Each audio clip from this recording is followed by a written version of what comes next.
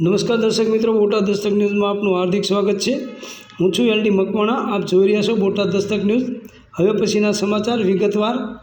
આશા worker બહેનોનો Halla Bol, gate પર ચડીને નારા લગાવ્યા।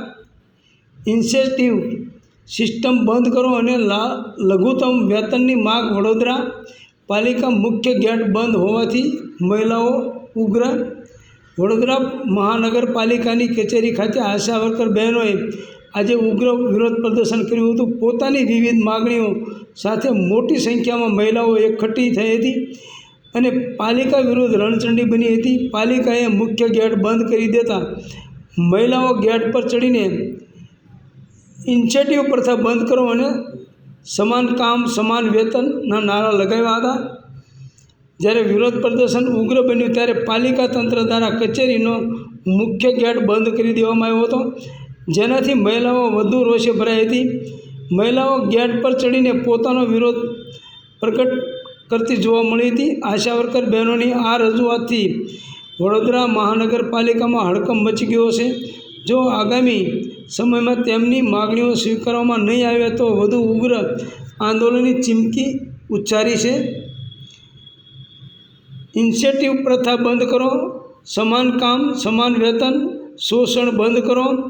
આ અંગે આશા વર્કર પાયલબેન વણઝારાએ જણાવ્યું કે પ્રધાનમંત્રી માતૃ વંદના યોજના, નમોશ્રી યોજના, આયુષ્યમાન કાર્ડ, આભા કાર્ડ અને HIV/MS જેવી યોજનાઓનું વળતર તેમને 7 મહિનાથી મળ્યું નથી। તેમણે કહ્યું કે અમને 25% એટલે ₹2500નું વળતર પણ મળ્યું નથી। સમયસર પગાર નથી મળતો। અમે રાત્રે પણ ફોન પર કામ કરીએ છીએ। અમે ખૂબ કંટાળી ગયા છીએ। આશા વર્કર એવા ચંદ્રિકાબેન સોલંકીએ જણાવ્યું હતું કે અધિકારીઓ એસી ઓફિસમાં બેસીને લાખો રૂપિયાનો પગાર લે છે, જ્યારે ફિલ્ડમાં કામ કરતી બહેનો, ગરીબ બહેનોને ₹5000નો પગાર પણ નથી મળતો।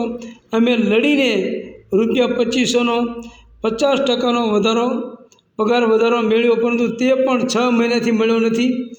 વધુમાં જણાવ્યું કે આશા વર્કર્સને સેન્ટ્રલ લેવલથી ધમકીઓ મળે છે, જેમાં નોકરીમાંથી કાઢી નાખવાની વાત કરવામાં આવે છે। શોષણની પણ એક મર્યાદા હોય છે। અંગ્રેજો પણ આટલું ભયંકર શોષણ નહોતા કરતા। આ વિરોધમાં લગભગ 500થી 600 આશા વર્કર્સે ભાગ લીધો હતો। તેમણે માગણી કરી કે ઇન્સેન્ટિવ સિસ્ટમ બંધ થાય, લઘુત્તમ વેતન આપવામાં આવે, બાકી રહેલું વળતર ચૂકવાય અને ટેકનિકલ સમસ્યાઓનું નિરાકરણ લાવવામાં આવે તેવી મારી માગ છે। Botad Dastak news, LD Makwana, Botad.